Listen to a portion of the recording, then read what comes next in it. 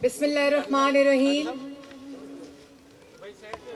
आज मुझे बहुत ही दिली खुशी हो रही है कि मैं बहारा कऊ के गयूर अवाम, भाई, बुज़ुर्ग, जो बच्चे यहाँ मौजूद हैं उनसे मुखातिब हूँ। स्टेज पे बैठे कायदीन अंजुम अकील साहब, डॉक्टर तारिक फजल चौधरी साहब, राजा वकार मुमताज़ साहब मेरे भाई, और जितने यहाँ चेयरमैन, डिप्टी चेयरमैन और मेंबर एमसी हैं, उन सबको अस्सलाम वालेकुम।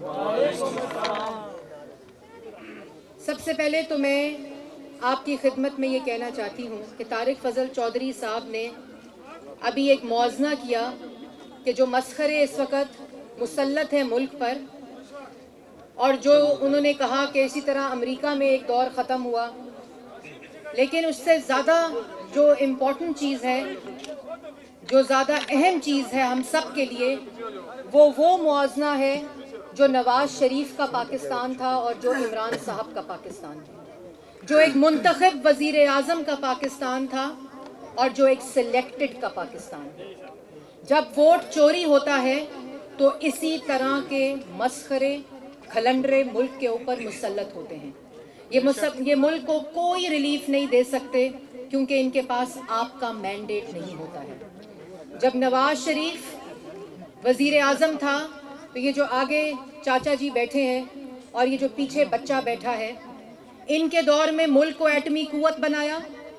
इनके दौर में पाकिस्तान में मोटरवे बनाकर वफाक की इकाइयों को आपस में जोड़ा और उस बच्चे के लिए पाकिस्तान में 2013 में सीपैक लेकर आया, जो उस बच्चे के मुस्तकबिल, ये जो पीछे बच्चा खड़ा है, अगर आप लोगों को नज़र आ रहे हैं, और भी बच्चे यहाँ मौजूद हैं, इस बच्चे की, और जो छत पर भी बच्चे मौजूद हैं, नौजवान लोग खड़े हैं, तो इन बुजुर्गों के मुस्तकबिल को, अपने दिफा को मजबूत बनाया, एटमी कुव्वत बनाया, और उसके बाद मोटरवे बनाई, डेवलपमेंट हुई, और आज 2013 में जब नवाज शरीफ साहब मुंतखब होकर आए तो मुल्क के अंदर सीपैक लाए। मुल्क के अंदर उस वक्त कितने घंटे लोड शेडिंग थी, आप लोग बताएं। 18 घंटे। आवाज नहीं आ रही मुझे। 18 घंटे लोड शेडिंग थी 2013 में। मुझे आप लोग बताएं कि 2018 में कितनी लोड शेडिंग थी। 18 घंटे। 2018 में कितनी लोड शेडिंग थी? जीरो लोड शेडिंग थी। ये था नवाज शरीफ का पाकिस्तान। उस वक्त महंगाई 3% थी। 2018 में महंगाई 3% थी, आज महंगाई 15% है। अभी यहाँ मेरे भाई ने आवाज दी कि महंगाई बहुत है, तो मैं आप लोगों को बताना चाहती हूँ कि आज चीनी, आटा, रोटी, गैस, बिजली, दवाई, जो तमाम चीजें पाकिस्तान की आवाम इस्तेमाल करती है, वो सब महंगी हो चुकी हैं। हर रोज एक खबर आती है कि पेट्रोल महंगा हो गया, हर रोज खबर आती है बिजली महंगी हो गई, हर रोज खबर आती है आटा महंगा हो गया, चीनी महंगी हो गई, हर रोज खबर आती है दवाई महंगी हो गई। तो ये है इमरान साहब का पाकिस्तान, क्योंकि ये सिलेक्टेड का पाकिस्तान है, क्योंकि ये वोट चोर का पाकिस्तान है, क्योंकि ये आटा चोर का पाकिस्तान है, क्योंकि ये चीनी चोर का पाकिस्तान है, क्योंकि ये गैस, बिजली, दवाई चोर का पाकिस्तान है, क्योंकि ये वोट चोर का पाकिस्तान है। ये है आज उस सिलेक्टेड का पाकिस्तान। उसमें क्या होता है, आपके जहाज जब्त होते हैं। इसने तो पासपोर्ट की इज्जत बढ़ानी थी, और वो जग हसाई होती है कि बाहर के मुल्क कौमी खजाने में कॉन्ट्रैक्ट करते हैं और एहतसाब के जो चैंपियन बने हुए हैं वो कमीशन का डील करते हैं। एहतसाब कागज लहराकर नवाज शरीफ और शहबाज शरीफ पर इल्जाम लगाते थे, कागज लहराते थे, कहते थे ऑरेंज ट्रेन में करप्शन हो गई, कहते थे मुल्तान मेट्रो में करप्शन हो गई, कहते थे लाहौर मेट्रो में करप्शन हो गई, कहते थे शहबाज शरीफ डिफिट का पैसा खा गया, कहते थे आशियाना, साफ पानी, गंदा नाला, करप्शन हो गई।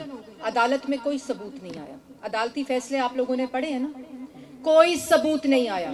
और यहाँ 400 अरब का चीनी चोरी हो गई, 225 अरब का आटा चोरी हो गया, 122 अरब की गैस चोरी हो गई। कहते हैं चोर कौन है? آپ بتائیں چور کون ہے؟ جس کے دور میں عوام کی روٹی چوری ہو گئی، جس کے دور میں عوام کا آٹا چوری ہو گیا، گیس، بجلی، دوائی چوری ہو گئی. چور کون ہوتا ہے؟ چور وہ ہوتا ہے جو دونوں ہاتھوں سے ملک کو لوٹتا ہے. جو دیکھیے بی آر ٹی پشاور کتنے لوگوں نے دیکھی ہے؟ ٹی وی پہ ہی دیکھی ہوگی کیونکہ چلتی تو ہے نہیں. بی آر ٹی میٹرو کتنے لوگوں نے ٹی وی پہ دیکھی ہے؟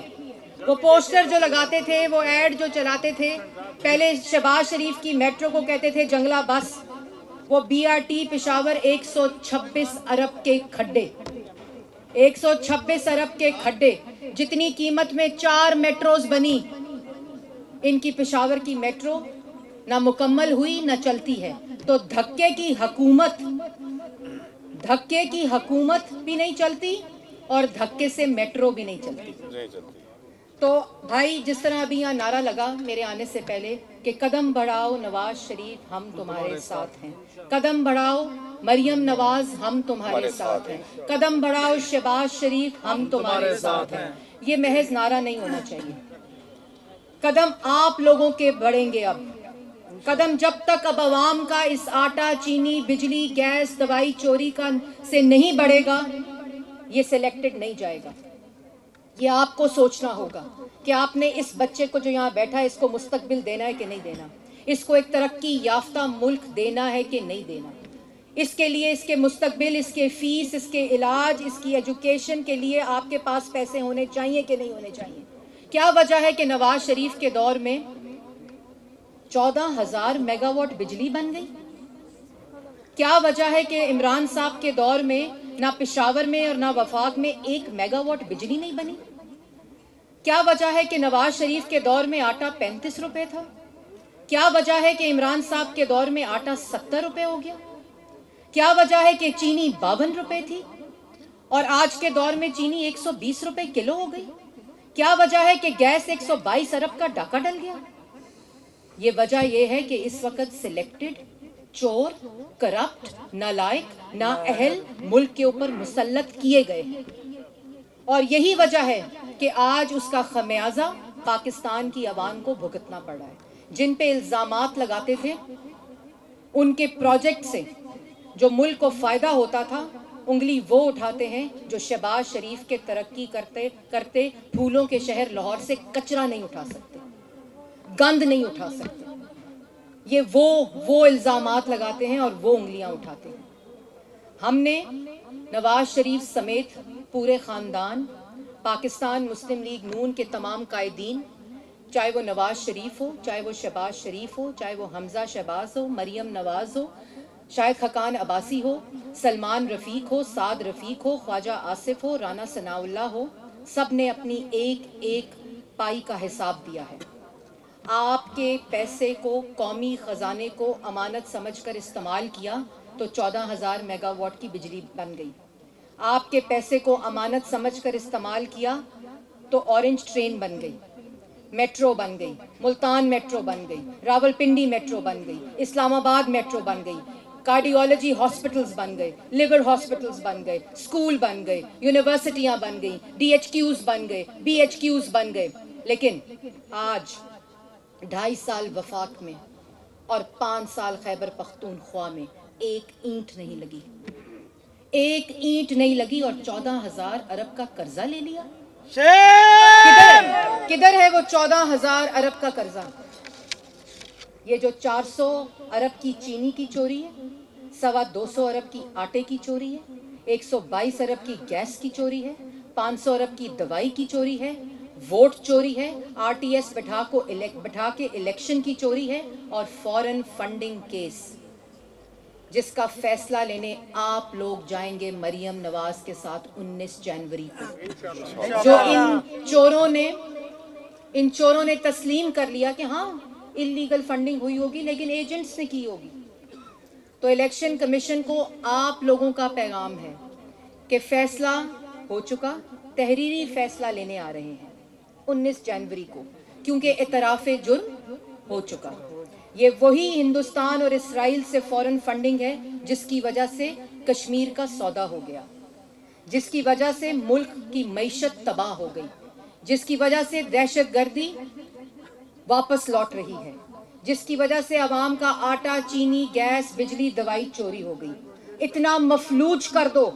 یہ وہ فورن فنڈنگ میں جو وعدے کیے ہوں گے نا، کشمیر کا سودا کر دو، یہ وہ وعدے ہیں جو فورن فنڈنگ کیس میں فنڈنگ لیتے ہوئے کیے ہوں گے. تو مختصر آخر میں آپ کو کہنا چاہتی ہوں کہ آپ نے ہمیشہ بھارا کؤ کے لوگوں نے، بزرگوں نے، بھائیوں نے، بہنوں نے، بیٹیوں نے ہمیشہ پاکستان کے لیے قائدین کی عزت میں اضافہ کیا ہے، قائدین کی مان رکھی ہے، پاکستان کے لیے قربانیاں دی ہیں. میرے چھت پر کھڑے بچے، نوجوان، آپ لوگ بزرگ بھائی جو یہاں بیٹھے ہیں، ہاتھ اٹھا کے مجھ سے وعدہ کریں کہ مریم نواز کے ساتھ 19 جنوری کو فورن فنڈنگ اکاؤنٹ، جس کی وجہ سے آج ملک اس نہج پر پہنچ گیا ہے، ہاتھ اٹھا کر بٹھائیں کہ آپ اپنے ساتھ لوگوں کو لے کر آئیں گے. تب تک الیکشن کمیشن میں مریم نواز کے ساتھ کھڑے ہوں گے جب تک ہمارے ہاتھ میں وہ تحریری فیصلہ الیکشن کمیشن نہیں دے گا. ہاتھ اوپر اٹھا کے صبح آپ نے 11 بجے جو بھی ممتاز صاحب نے، راجہ وقار ممتاز صاحب نے آپ کو ٹائم دیا ہوگا، ڈاکٹر طارق فضل چودھری صاحب نے دیا ہوگا، آپ لوگ اس سے پہلے اس جگہ پر پہنچیں گے جہاں سے جلوس اکٹھے ہوں گے، اور ان نالائقوں، ان نااہلوں اور چور ٹولے کو گھر بھیجنے کے لیے ہم سب، مریم نواز شریف صاحبہ، پاکستان مسلم لیگ نون کی قیادت، نواز شریف صاحب کا کل آپ نے خطاب سنا ہوگا فورن فنڈنگ پہ، ہاتھ اٹھا کے بتائیں کتنے لوگوں نے سنا. انہوں نے مختصر سوال کیا ہے کہ کیوں الیکشن کمیشن گھبرا رہا ہے، کس کے کہنے پر گھبرا رہا ہے، فوری طور پر فیصلہ دیں. ان نالائقوں کو، نااہلوں کو جنہوں نے ملک میں اللیگل فنڈنگ منگائی، ان کو گھر بھیجنا ہوگا. پاکستان ڈیموکریٹک موومنٹ، اور ابھی یہ 19 جنوری کا دن پہلی قسط ہے اس لانگ مارچ کی. ابھی تو ہم الیکشن کمیشن سے تحریری فیصلہ لینے جا رہے ہیں، اور لانگ مارچ میں ہم اس نالائق، نااہل سلیکٹڈ ٹولے سے کیا لینے جائیں گے؟ استعفیٰ لینے جائیں گے. کیا لینے جائیں گے؟ آواز بنی گالا تک جانی چاہیے.